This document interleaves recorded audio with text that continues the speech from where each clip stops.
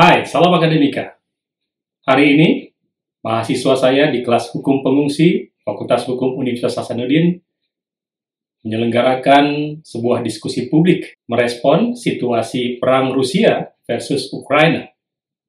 Lebih fokus kepada persoalan kemanusiaan, yaitu terkait dengan eksodus penduduk Ukraina. Pada kesempatan kuliah kali ini, saya akan menyajikan presentasi saya terkait dengan pengungsi dalam perspektif hukum internasional. Selamat mengikuti. Alhamdulillah, puji syukur kehadirat Allah, kita bersyukur karena hari ini bisa mencoba menyuarakan ataupun mengkaji secara akademis, gitu ya, situasi dan kondisi yang tengah terjadi, suatu tragedi kemanusiaan yang menimpa para penduduk Ukraina pada hari ini.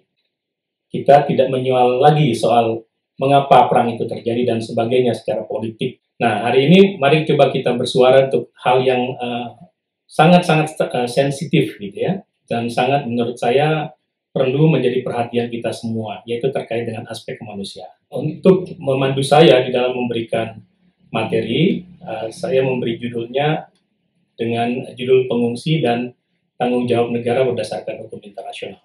Karena kalau kita bicara pengungsi, maka tentu saja pertanyaan terbesar kita adalah siapa yang bertanggung jawab terhadap pengungsian yang terjadi.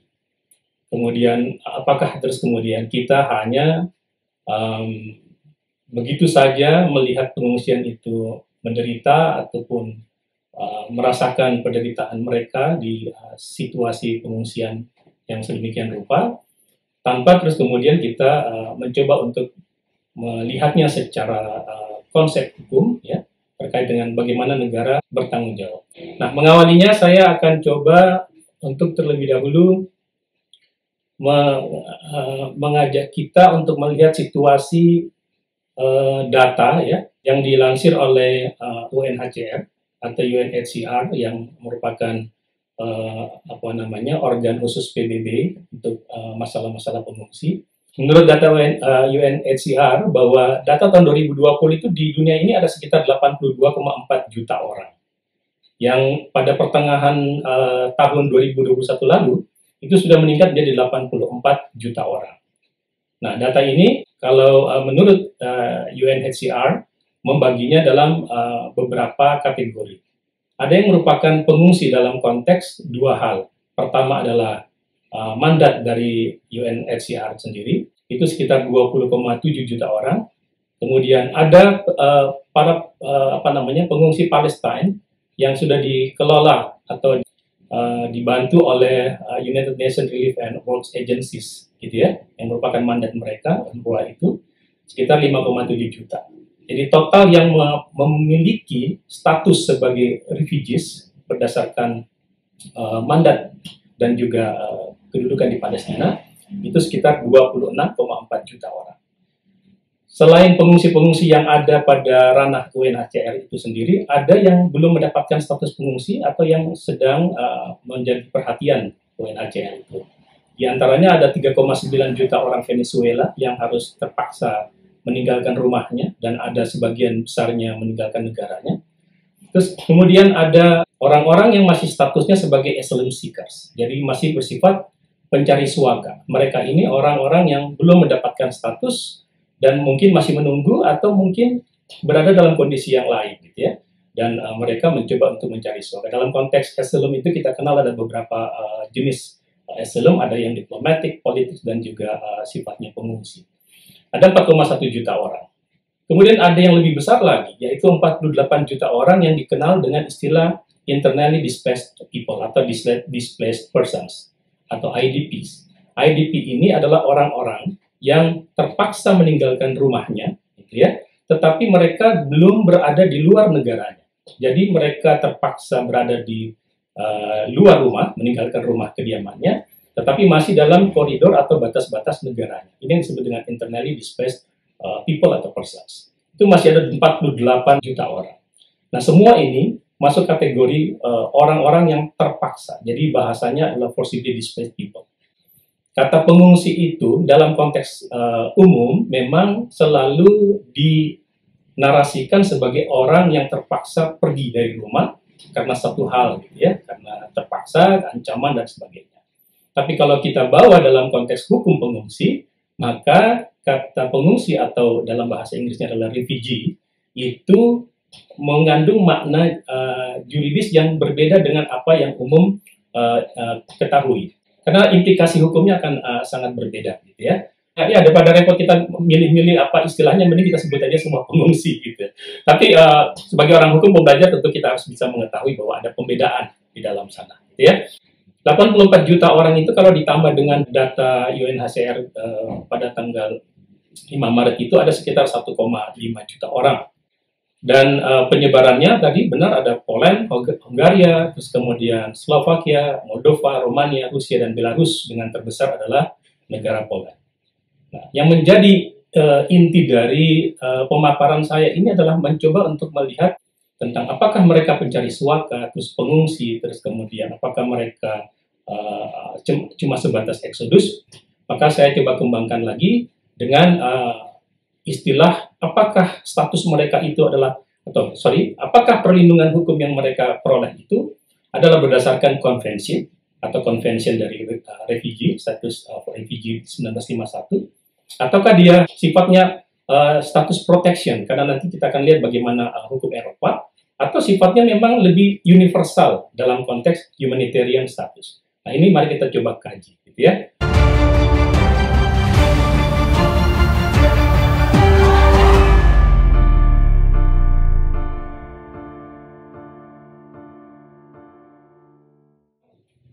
Kalau saat sekarang ini para pengungsi Ukraina, para orang-orang yang eksodus dari Ukraina, itu kebiasaan kita menyebut pengungsi ya, orang-orang eksodus dari Ukraina itu hendak diberikan status pengungsi, maka saya ada kekhawatiran mereka akan tidak memenuhi karakter atau tidak memenuhi unsur-unsur yang menjadi indikator dari siapa yang bisa mendapatkan status pengungsi berdasarkan Geneva Convention dan Protokol 67-nya. Mengapa? Karena begini, kalau kita baca definisi di pasal 1 artikel 1A ini, dikatakan bahwa refugee itu sesungguhnya adalah orang yang well-founded fear itu maksudnya benar-benar punya ketakutan. Ketakutan terhadap akan dipersekusi. Ya, ada persekusi, jadi persekusi itu lebih tinggi dari penganiayaan atau lebih luas, bukan lebih tinggi, lebih luas pengertiannya, berdasarkan 4 hal. Ya. 4 halnya itu adalah ras, etnis, ya, kemudian agama, religion, nationality, kebangsaan, dan keempat adalah membership atau keanggotaan dari sebuah kelompok sosial tertentu atau memiliki pandangan politik tertentu. Jadi kalau kita misalnya mau menjadi interviewer dari UNHCR, maka pasti UNHCR akan walaupun melihat kondisi gitu ya, akan menilai, menganalisis. Apakah orang-orang ini memang lari dari Ukraina itu adalah karena ketakutan dipersekusi atas dasar ras, sementara tadi ras etnisnya itu kan sesungguhnya serumpun ya, secara genetik dia serumpun Rusia, terus kemudian agama, religion. Apakah misalnya memang di sana ada persoalan agama, persoalan kebangsaan, nationality, atau dia membership dari atau keanggotaan dari kelompok sosial tertentu atau politik tertentu. Kalau memang ditemukan ada orang-orang yang lari karena faktor ini, maka itu mungkin bisa mendapatkan status refugee. Kalau kita secara strict menggunakan konvensi 1951, gitu ya. Nah, ini yang kemudian membuat kekhawatiran saya bahwa konvensi 51 mungkin akan sulit untuk memberikan perlindungan hukum berdasarkan konvensi 51 kalau ukuran ini yang dipakai oleh UNHCR. Sehingga kemudian tentu menjadi pertanyaan lagi, oke, kalau begitu mereka akan dilindungi dengan hukum yang mana secara de jure, walaupun secara de facto-nya mereka sesungguhnya sudah lari dari rumahnya karena ketakutan. Sekarang coba kita komparasi dulu sebelum kita lanjutkan. Kalau kita bicara tentang pengungsi-pengungsi Syria itu mereka bisa kita kategorikan dalam 2 jenis pengungsi, gitu ya. Satu pengungsi yang memang atau orang yang terpaksa eksodus itu adalah karena memang dia tidak mau menjadi korban dari sebuah pertikaian politik di Suriah. Terus kemudian orang-orang ini tidak mau terlibat atau tidak mau menjadi korban, mereka lari meninggalkan rumah dan negaranya. Konteks yang pertama itu sama seperti menurut saya pengungsi Ukraina. Tapi ada konteks yang kedua bahwa ada orang-orang tertentu yang mungkin menjadi oposisi dari pemerintahan yang kemudian memang menjadi menerima ancaman untuk persekusi gitu ya, karena perbedaan pandangan politik atau kelompok atau juga menjadi seseorang atau kelompok yang bertikai dengan pemerintahan. Nah, orang-orang ini menurut Konvensi 51 itu akan sesuai dengan definisinya. Nah, mereka bisa memperoleh status pengungsi. Itu perbedaan menilainya. Kalau kita lihat Rohingya adalah orang-orang yang memang dalam beberapa informasi yang kita baca, Rohingya adalah memang etnis yang dikejar-kejar dan akan mendapatkan persekusi dari pemerintahannya. Sehingga kalau kita analisis lagi berdasarkan ke pasal 1 tadi, maka itu kemungkinan akan mendapatkan status pengungsi. Di Afghanistan mungkin akan lebih sedikit serupa dengan Syria. Dia nanti akan ketemu dengan orang-orang yang memang bertikai dan kemudian takut dengan situasi keadaan negaranya, kemudian lari dan sebagainya. Gitu ya. Nah, ini sekedar komparasi saja untuk melihat kira-kira nanti kita akan dudukan di mana ini eksodus dari negara Ukraina. Itu kalau kita mengevaluasinya atau menganalisisnya dengan pendekatan Konvensi 51. Yang paling penting itu bahwa kalau dia menjadi peserta Konvensi 51, maka ada 3 karakter hak pengungsi yang harus dipenuhi. Ya. Ini minimal gitu ya. Ini minimal, saya cuma memberi beberapa contoh saja. Selengkapnya ada di konvensi. Tetapi yang paling utama tadi sudah disampaikan ada non-refoulement. Jadi setiap negara peserta 51 dan bahkan bukan peserta negara Konvensi 51, karena ini sudah menjadi jus cogens gitu ya, itu tidak boleh mengusir ataupun menolak pengungsi di perbatasan. Jadi kalau ada pengungsi masuk ke perbatasan, dia tidak boleh serta-merta menolak dan terus mengatakan Anda tidak boleh diterima, Anda tidak akan diterima di sini. Terus kemudian diusir begitu saja, dengan catatan bahwa diketahui apabila mereka diusir dan tidak diterima, itu mereka akan menerima ancaman ataupun terancam nyawanya atau keselamatan jiwanya, gitu ya. Jadi dia ada prinsip non-refoulement yang harus diikuti, dan ini sudah disepakati oleh semua negara. Itu juga menjadi penyebab mengapa negara kita, Indonesia, walaupun bukan menjadi negara atau belum menjadi peserta Geneva Konvensi 1951, tetapi kita sudah menerapkan prinsip non-refoulement dan non-discrimination ini atas dasar prinsip humanitarian, atas dasar prinsip hukum internasional yang lain, dan juga menjadi hukum hak asasi manusia. Dan dalam konteks ini, kewajiban itu harus dijalankan oleh setiap negara.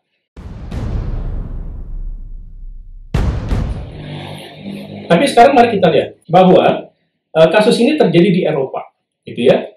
Di Eropa sendiri ada sebuah direktif, sebuah ketentuan yang berlaku untuk masyarakat Eropa yang dimunculkan pada tahun 2001 oleh European Council. Gitu ya. Direktif ini terkait dengan standar minimum untuk pemberian perlindungan sementara atau temporary protection, gitu ya, dalam peristiwa mass influx. Nah, ini yang dialami oleh Ukraina ini kan adalah mass influx. Jadi dia eksodus besar-besaran dari negaranya dan dipandang sebagai displaced persons. Direktif temporary protection ini memberikan sebuah pengertian yang lebih luas dari kata displaced persons. Displaced persons ini merupakan, menurut direktif ini, adalah kombinasi dari refugee artikel 1A Geneva Convention 51 plus ditambah dengan poin I-nya, orang-orang yang terpaksa pergi gitu ya karena konflik bersenjata atau karena kekerasan atau penganiayaan atau kekerasan yang secara endemik terjadi di wilayah negaranya. Sehingga saya ingin mendudukan bahwa kalau kita melihat Ukrainian eksodus sekarang, ini kalau kita pakai konsil ini berarti mereka akan mendapatkan dukungan perlindungan yang sifatnya protection dari masyarakat Eropa. Itulah kemudian sekarang kalau kita lihat masyarakat Eropa rame-rame buka pintu ya untuk orang-orang Ukraina karena kondisinya mereka memang punya regulasi yang sifatnya temporary protection untuk mass influx tadi. catatan penting dari Direktif Temporary Protection 2001 yang menjadi landasan hukum perlindungan bagi eksodus Ukraina itu adalah ada beberapa yang saya coba highlight, gitu ya, bahwa perlindungan sementara itu tidak bisa menjudge, gitu ya, melakukan judge, langsung memberikan status pengungsi itu berdasarkan Geneva Convention, tapi dia harus dalam kondisi tentu saja mereka belum mendapatkan status pengungsi. Oleh karenanya, karena belum mendapat status pengungsi, maka berlakulah Direktif Temporary Protection ini. Terus kemudian dia paling utama adalah bahwa Direktif Temporary Protection ini didasari oleh konsep penghargaan, gitu ya. Jadi respect kepada hak asasi manusia, terus kemudian dan kebebasan fundamental atau fundamental freedoms, dan terus kemudian kewajiban mereka terkait dengan non-refoulement yang tadi.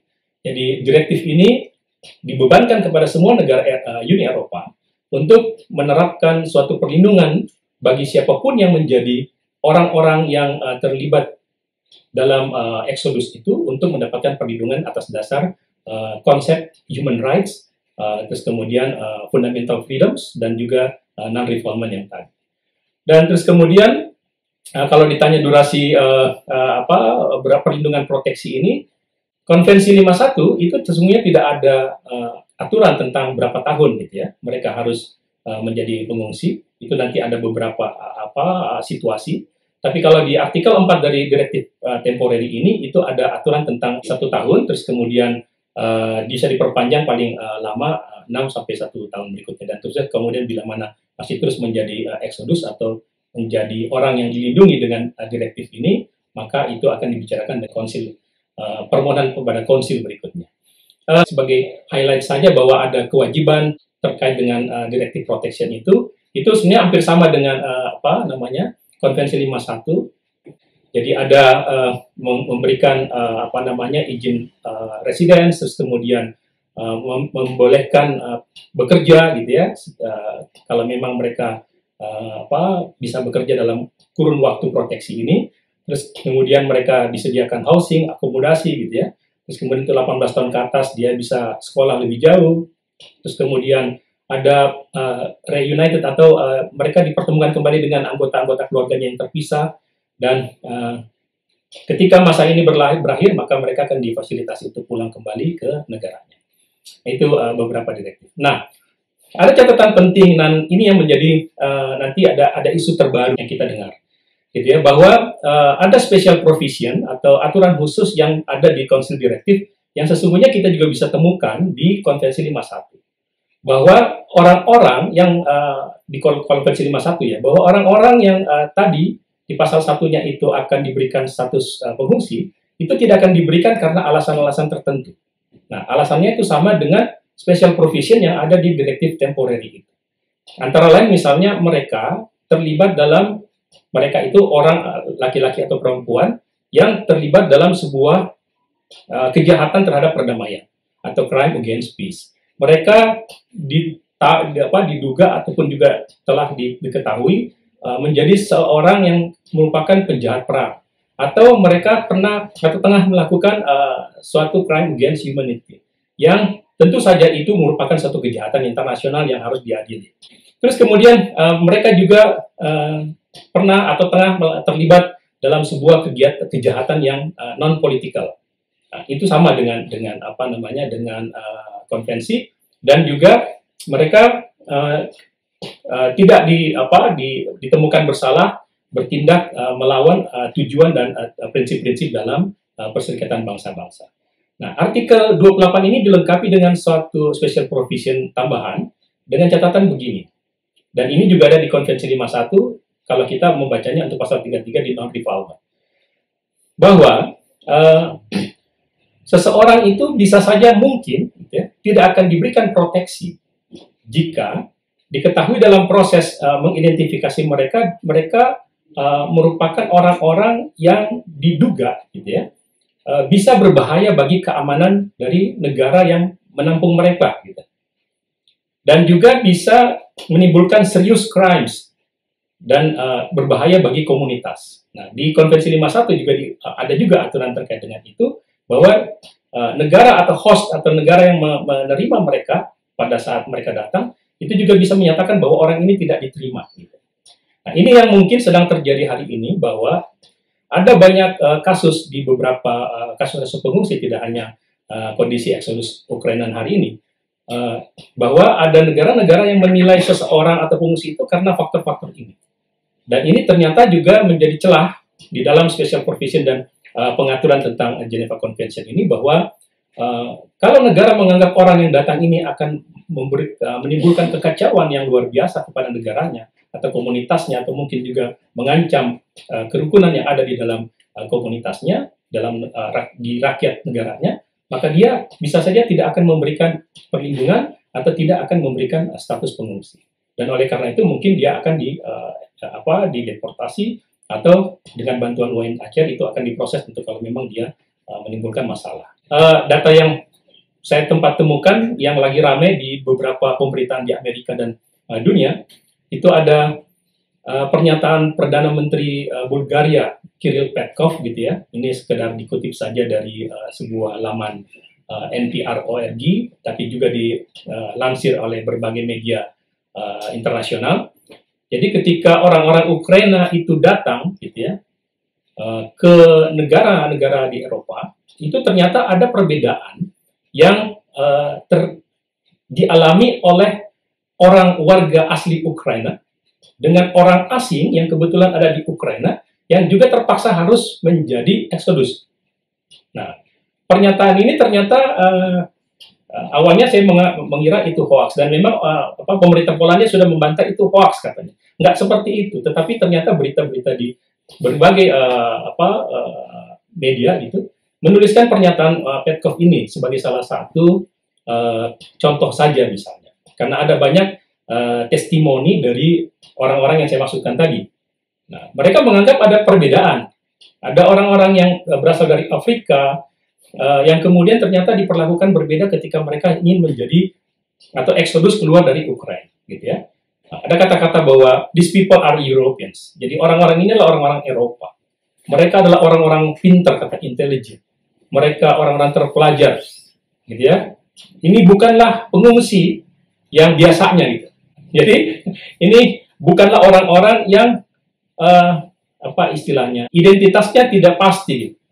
Jadi dia tidak pasti masa lalunya, dan dia bahkan adalah teroris.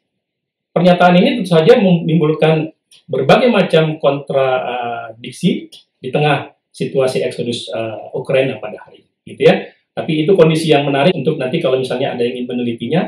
Namun ini juga harus kita lihat bahwa negara-negara itu terikat pada Konvensi 51 tentang pengungsi, dan juga terikat pada Direktif Protection Temporary Protection itu pada Direktif Uni Eropa tadi.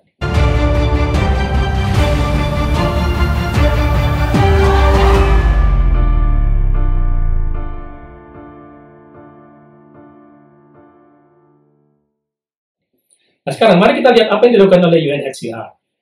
UNHCR itu harus bertindak ke dalam karena mandatnya dia ternyata tidak hanya refugee dalam konteks Konvensi 51 dan Protokol 67. Dia harus, atau UNHCR ini harus melindungi orang-orang yang memang menjadi mandat mereka. Jadi persons of concern-nya UNHCR itu ada beberapa, gitu ya. Jadi tidak hanya refugees, tetapi juga ada orang atau persons otherwise in need of international protection. Jadi orang-orang yang memang butuh perlindungan internasional. Dan international protection yang dimaksud dalam konteks ini adalah orang-orang yang dilindungi tidak hanya dalam konteks atau berdasarkan Konvensi 51, tetapi juga berdasarkan hukum humanitarian internasional, dan paling utama adalah human rights. Berbicara tentang human rights, kita punya Deklarasi Universal Hak Asasi Manusia. Artikel 14 mengatakan setiap orang punya hak untuk mencari dan menikmati perlindungan dari negara lain dari persekusi. Ini konsep dasar, inilah ketentuan dasar dari pengungsi itu atau orang-orang yang eksodus. Tahun 92 Komite Hak Asasi Manusia untuk ICCPR juga melakukan highlight lagi, mengemphasize sebuah komen umumnya gitu nomor 20, bahwa tidak hanya dalam konteks mencari perlindungan saja, tetapi orang-orang itu mempunyai hak untuk dilindungi dari sebuah upaya gitu ya, perlakuan dan hukuman-hukuman yang tidak manusiawi, yang yang merendahkan martabat manusia, termasuk di dalamnya dalam situasi perang, gitu ya. Nah, ini yang mendasari UNHCR harus juga masuk di dalam kondisi ini. Dan kalau kita baca International Humanitarian Law, maka kita akan tiba pada Geneva Convention 1949 buku keempat yang terkait dengan proteksi penduduk sipil pada waktu perang. Dalam protokol additional ini memang ada aturan tentang refugee, tetapi mereka lebih fokus kepada hal-hal yang sifatnya refugee yang berada di wilayah peperangan. Namun, konsep dasarnya bahwa refugee itu mendapatkan perlindungan International Humanitarian Law, itu juga menunjukkan bahwa siapapun orang yang kemudian dia terpaksa eksodus, terpaksa mengalami displaced gitu ya, dari rumahnya, dari negaranya, itu pasti harus mendapatkan perlindungan dari konteks ini.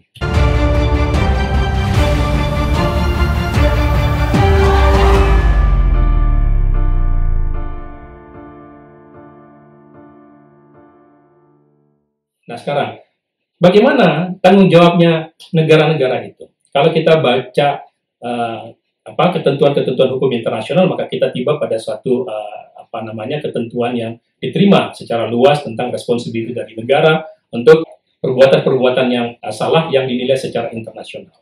Ada beberapa indikator gitu ya, adalah perbuatan-perbuatan itu kalau dia salah dan dia diatribusikan di bawah hukum internasional, maka dia bisa dituntut berdasarkan hukum internasional.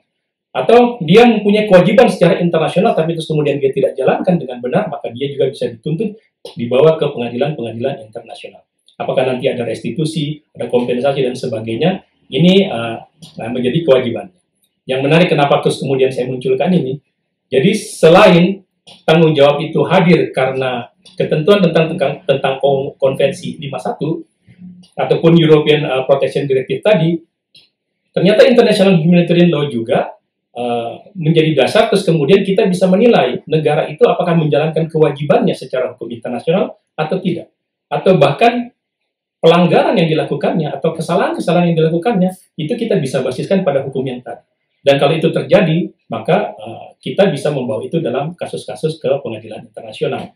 Dan ada yang menarik bahwa konsep ini beberapa literatur terakhir itu belakangan tahun ini mencoba untuk mengangkat gitu ya, menghubung-hubungkan antara misalnya penyebab dari sebuah situasi eksodusnya seseorang atau rakyat gitu ya, itu disebabkan oleh perang, atau misalnya oleh karena kepentingan politik, atau karena pertikaian ideologi, ataupun apapun tujuannya, penyebabnya. Ketika dia menyebabkan terjadinya tragedi kemanusiaan, apakah terus kemudian pendekatan tanggung jawab negara terhadap penyebab dari itu bisa kemudian dituntut juga? Nah, jangan sampai terus kemudian kita seolah-olah membenarkan perang, kita seolah-olah membenarkan adanya konflik politik, tapi terus kemudian kita membenarkan itu karena kita menerima bahwa pengungsi itu adalah excess atau damage gitu ya dari sebuah pertikaian. Tapi pertanyaan sederhananya kan adalah tidak mungkin pengungsi itu mau itu terjadi. Orang-orang Ukraina tidak mau itu mereka ada perang. Lalu kenapa terus kemudian mereka harus menerima akibatnya? Nah, itu bagaimana pertanggungjawabannya? Kalau kita bawa dari pendekatan responsibel, dan ini yang banyak mulai dibincangkan, dan mungkin kalau Anda tertarik untuk mengkajinya juga menjadi menarik. Gitu ya. Salah satu pengadilan internasional, apakah misalnya kita bawa ke ICC, ini juga ada pemikiran ke sana, tapi tentu saja kita harus melihat bahwa di ICC, kalau kita mencari pasal-pasal dari jurisdiksi ICC yang 4 itu, kita mungkin menemukan di Crimes Against Humanity, di pasal 7 itu ada istilah salah satu bentuk kejahatan yang sifatnya meluas dan sistematik yang menyerang penduduk sipil itu secara langsung, itu adalah deportasi gitu ya, atau pemaksaan untuk transport atau pemindahan penduduk. Atau di artikel 8 tentang war crimes, tentang kejahatan perang, di sini ada pemindahan yang secara langsung atau tidak langsung dari sebuah proses occupying power atau proses pendudukan gitu ya. Nah, kalau dia indirectly, secara tidak langsung perang itu menyebabkan itu terjadi eksodus, Apakah itu masuk kategori war crimes? Nah, itu perlu pengujian di ICC. Terakhir sekali, perang itu memang seringkali sependapat saya dengan Aaron Hugh, bahwa perang itu seringkali merupakan kegagalan terbesar bagi kita mencari kedamaian bagi umat manusia. Saya kira itu yang bisa saya sampaikan, mudah-mudahan ada manfaat. Kira-kira begitulah pandangan saya terkait pengungsi dalam perspektif hukum internasional. Intinya adalah bahwa persoalan kemanusiaan adalah seharusnya menjadi di atas segala-galanya. Untuk itu, siapapun sebelum bertindak harus memikirkan aspek kemanusiaan ini. Semoga kita selalu hidup dalam keadaan damai, dan terima kasih atas perhatian Anda. Saran dan kritik seperti biasa Anda bisa sampaikan melalui email ke riksauinstitute@gmail.com. Sampai jumpa dan salam akademika.